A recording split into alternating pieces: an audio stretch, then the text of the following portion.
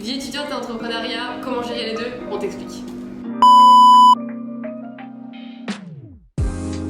Le premier conseil qu'on pourrait te donner, c'est vraiment d'avoir une bonne organisation, ça reste vraiment la clé.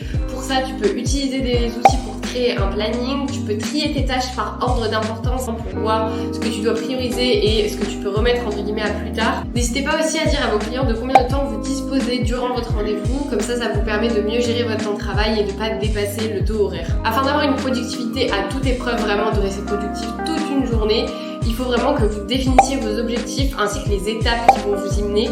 Aussi, un conseil très important, c'est vraiment rester concentré pendant vos sessions de travail, c'est-à-dire mettez en mode ne pas déranger, comme ça vous êtes sûr de ne pas recevoir de notifs de mail, d'Insta ou peu importe, mais prenez-vous des temps de pause où vous pouvez y répondre, comme ça vous fait décrocher déjà dans un premier temps de votre travail, mais aussi vous pouvez répondre à des mails ou des messages qui peuvent être importants. Un autre conseil aussi super important, c'est trouvez-vous votre rythme personnel. C'est-à-dire que si vous êtes plus productif le matin, plus tôt le matin, comme ça, l'après-midi, vous pouvez faire des tâches un petit peu moins importantes et qui nécessitent un peu moins de concentration. C'est aussi très important d'avoir du temps pour soi, donc n'hésitez pas pendant la journée ou pendant la semaine à vous couper complètement de votre travail et faire ce qui vous plaît, aller à la salle de sport, faire de la danse, du chant, peu importe, tant que ça vous déconnecte un petit peu de votre travail. N'hésitez pas aussi à déléguer vos tâches répétitives, comme ça vous pouvez vous concentrer sur vos tâches beaucoup plus importantes et être beaucoup plus productif.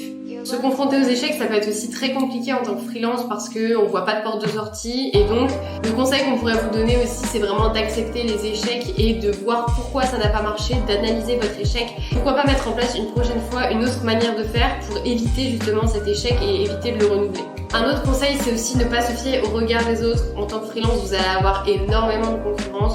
Le but, c'est vraiment de ne pas regarder ce que les autres font dans le sens négatif, dans le sens où ne vous comparez pas aux autres, ne comparez pas votre travail, puisque chacun a un petit peu sa patte créative et donc ça permet d'avoir des profils beaucoup plus différents. Donc se comparer aux autres sera vraiment inutile et à part vous plomber le moral, ça fera rien d'autre.